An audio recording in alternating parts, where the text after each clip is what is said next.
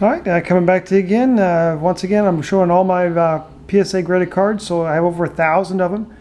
So this one's going to focus on the 1961 and 1962 cards, anything from post to tops, with a few top stamps in there as well. So starting over here with this 1961 new card scoops, I have a Ernie Banks. It's an 8, so really nice grade on that. Then a Willie McCovey postcard. Then on to 61 tops. As I said last video, 60 tops is one of the best. This one it's an okay, it's a solid set.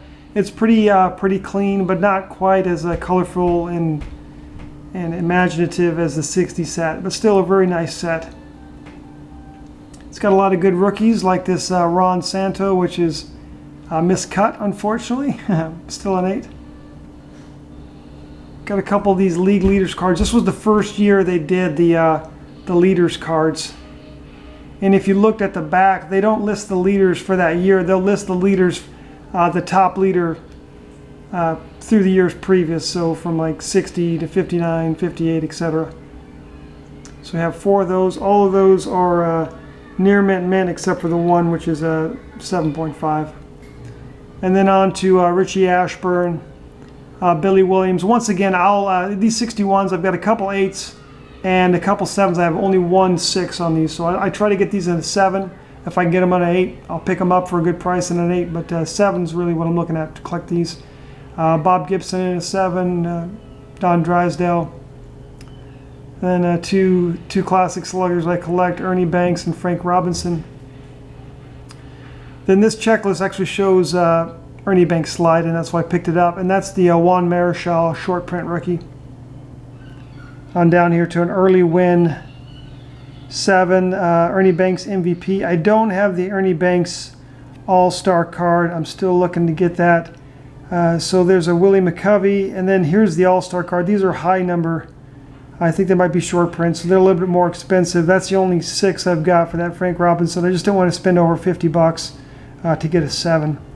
And then some of the stamps cards are stamps. These were inserts and packs, 2 stamps together, I think. And then so Drysdale, Banks, and then 2 more in 7s, Robin Roberts, and of course Juan Marichal's rookie year, his rookie stamp. A couple now moving on to 1962, a couple post serial cards. These are tough. These are all hand cut off the backs of boxes of cereal that kids would get off their post cornflakes or grape nuts, whatever they're eating. So it's safe to say that it's hard to find those in really high grade. 62 tops. I like this set a lot. I like it better than 61.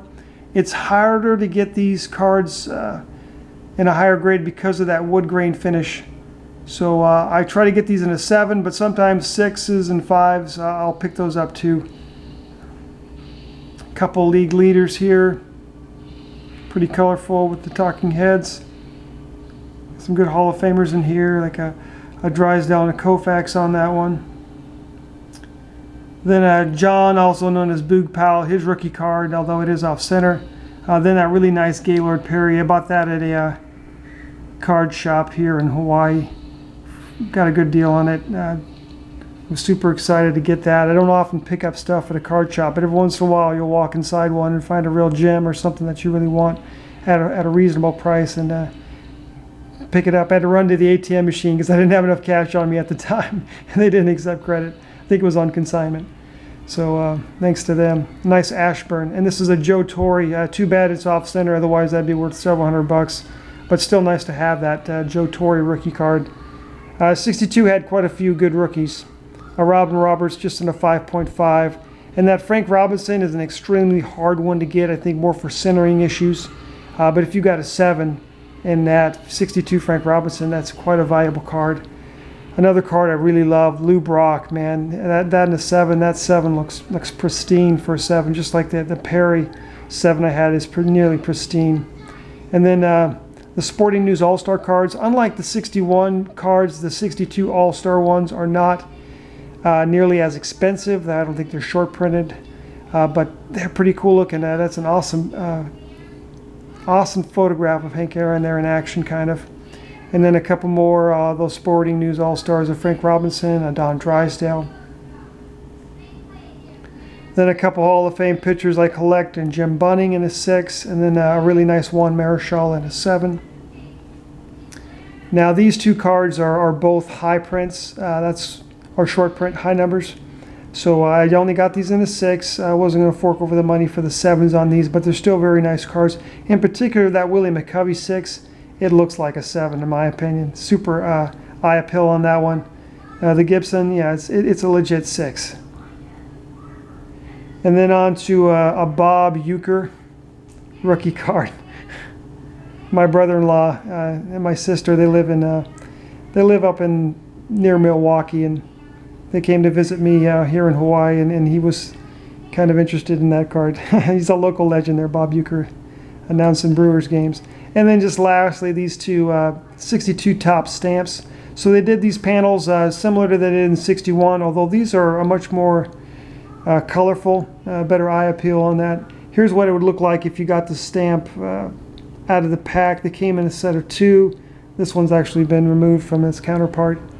But that's what they look like. Once again, this is my card collection from 61 to 62. And keep watching, because I'll be continuing to do videos and posting them here on YouTube. All right, thank you.